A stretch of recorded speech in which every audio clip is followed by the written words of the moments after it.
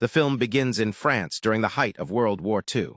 After a brutal battle, the Nazi army manages to penetrate an area of Paris. Then a German soldier warns the civilians that those who harbor rebels will pay a heavy price. However, the general stops the witch hunt by ordering his men to regroup due to the enemy's proximity, even though the colonel insists they must teach the French a lesson. Just before pulling the trigger, a woman emerges from the crowd and assures the general that they know nothing about the resistance. This sparks a debate between the general and the colonel, although it doesn't last long because their enemies catch them by surprise.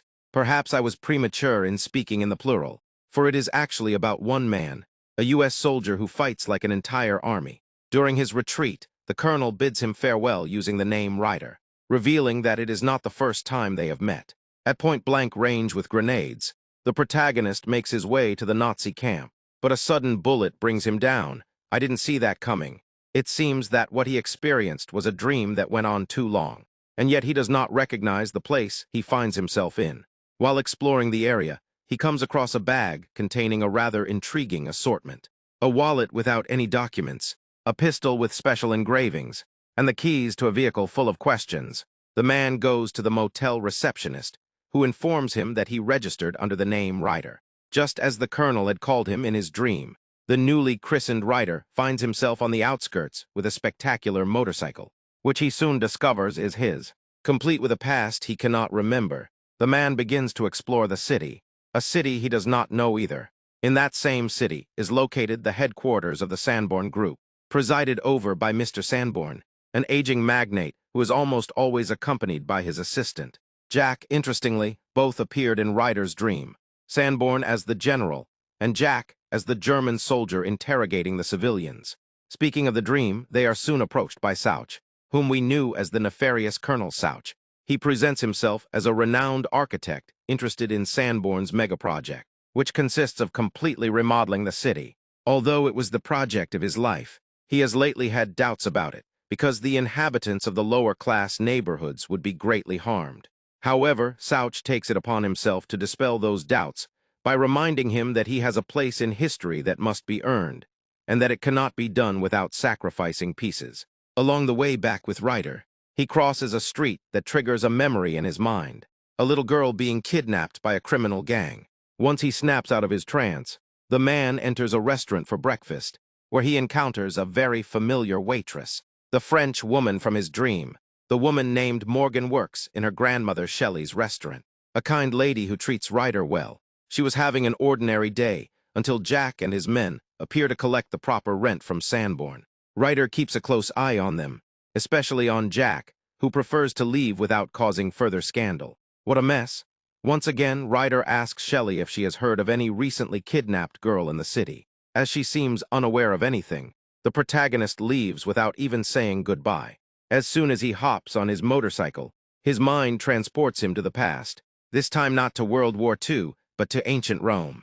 Now Sanborn appears as a senator who, influenced by such, orders the death of Morgan and her daughter. Fortunately, a gladiator, none other than Ryder himself, comes to their defense. Suddenly, the man is pulled back to the past because of Jack and his men, who ask him about his identity. What a coincidence, as Ryder was about to ask them the same thing before none other than Ryder himself comes to their defense. Suddenly, the man is pulled back to the past because of Jack and his men, who ask him about his identity. What a coincidence, as Ryder was about to ask them the same thing before the brawl broke out. Detective Timmons appears to disperse Jack's gang. Although Timmons has his reservations about Ryder, Shelley and Morgan back him up. They even offer to shelter him while showing him his new home. Morgan explains that Jack works for Sanborn, who recently appeared in People magazine under the pseudonym The Man with a Vision. According to Morgan, this vision is nothing more than making as much money as possible by harassing the locals to pay him every time. Looking at Sanborn's face, Ryder is transported to his fictional memories, and he begins to wonder who that man really is, all while heading to the Sanborn Group headquarters. The protagonist fights a battle in ancient Rome, taking down a group of gladiators in defense of Morgan and her daughter. Thanks to his heroism, the people demand forgiveness for the accused, and the senator complies with their wishes. However, Sauch convinces him to send his best warrior so that the show can continue. Thus, Ryder duels against Jack and his men. In the present, the protagonist spots Souch leaving the building and soon realizes that he also appears in his peculiar dreams. Back in the restaurant, the man discovers that Morgan is an Ada. Due to a lack of money, she has not had the opportunity to practice her craft. At that moment, Morgan leaves the conversation after receiving a message from Roger Hammond, the most important counselor in the city. Intrigued, Ryder asks Shelley about that man. Morgan is part of his legal team, with which he intends to block the magnate's attempts to alter the city. When Shelley returns to her duties, Ryder is distracted by a newspaper ad for a missing girl not far from Anbor and her accomplices. They scheme a way to manipulate Hamo, since his record is impeccable and there is no possibility of blackmailing him. How do you break a man who already has everything easily? By taking away what he loves most in the world, his daughter. At night, Ryder receives an unexpected call from Souch, who knows that he has been having strange dreams. He gives no explanation, only warning him that they have a game to play. Suddenly, the protagonist finds himself in 15th century England in a tavern. The feudal Lord Sanborn, accompanied by his advisor Souch, demands taxes from poor Morgan, who has already given him everything she had. In the midst of the negotiation, a mysterious old woman appears before Sanborn, telling him that he still has time to do what is right. Torn between what that woman and his advisor say, Sanborn does not know what to do. In the present, Ryder shows up at Detective Timon's office with a notice about the missing girl. According to the detective, that case is already resolved. The girl had only spent the night at a friend's house and forgotten to call her mother. The protagonist then fixes his eyes on a bulletin board filled with photos and articles about Sanborn. Timons warns him that inquiring about Sanborn in that city can be dangerous, which is why he has been investigating him in secret and does not need the help of outsiders like Ryder. That night, while working at the restaurant's bar, the protagonist is approached by Souch, who, setting aside his role as an architect, introduces himself as a motivational speaker. Suddenly, Ryder sees him as the Nazi colonel, the friend of the Roman senator, and the advisor of the feudal lord, the snake who is always telling Sanborn what he must do. After dropping that bombshell, Souch leaves as if nothing happened. Upon touching the architect's card, Ryder then returns to his memory of England, where he again fights against Jack and his henchmen in defense of Morgan, but each fight is more epic than the last. The only thing that brings him back to the present is Shelley's voice, warning him that he had been lost in thought all along. The next day, Jack, acting under Souch's orders, calls Ryder to offer him a job with the Sanborn group. Upon hearing this, the magnate becomes upset with Souch for his constant meddling in his business. In response, Souch asks him to watch the news, where Hammond is now promising to defend the city from Sanborn's onslaught. Furious, the old man vents his anger on his project model and gives his accomplices the green light to do whatever is necessary. Later, the protagonist meets with Jack regarding that supposed job, which turns out to be nothing other than intercepting Hammond's car. Ryder goes along with the plan, and on his way back home, he once again finds himself in World War II, resuming the initial scene.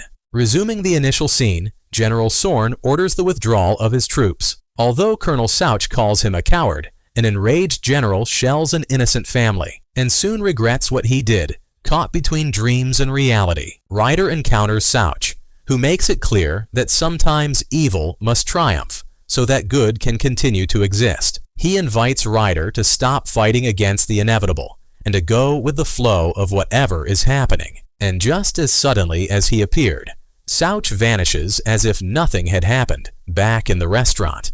Ryder is not greeted by Shelley, but by Morgan.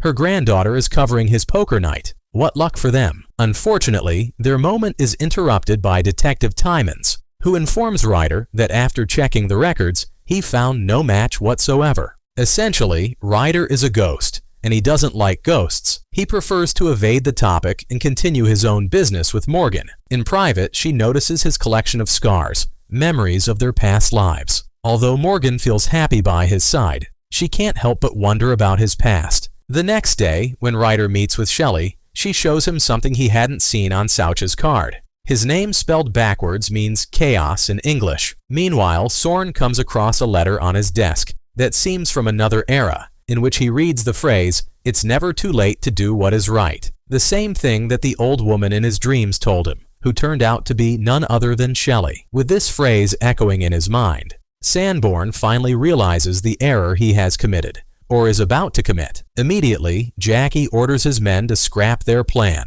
There is no way he intends to kidnap an innocent girl. However, nobody obeys him, since from the beginning they had only listened to chaos. Later, little Annie leaves school and heads home, escorted by her father's guards. Along the way, the van is chased by a couple of cars that drive it to an abandoned area, where Souch and his men, including Ryder, are waiting. Sanborn appears out of nowhere in a final attempt to stop the inevitable. But of course, the inevitable happens. Jack opens fire on him and his escorts, ignoring the consequences. In the end, the protagonist fires back at Jack, allowing Annie to escape on her deathbed. Jack remembers that they had done this before. From ancient Rome to World War II, fate has always pitted them against each other in an eternal battle in which there can only be one victor. That is Ryder. Next on his list is Souch. Although Souch has run out of bullets, he does have an unexpected outcome for the Lord of Chaos. When the adrenaline wears off, Ryder realizes that he is injured and does not look well. Seconds later, Detective Tymons appears alongside Shelley Morgan. Upon seeing his beloved, the protagonist is reminded that in his past lives, whenever he fought for her, he ended up dying, and this time does not seem to be an exception. In his agony, Ryder sees Lord Chaos bidding him farewell. Fortunately, fate smiles upon him by granting a miraculous recovery, or so he believed, because he then sees himself being eulogized at his funeral. Officially, he is a ghost. Before continuing his fight against Chaos, Ryder looks one last time at his dear Morgan. She turns to look at him and smiles.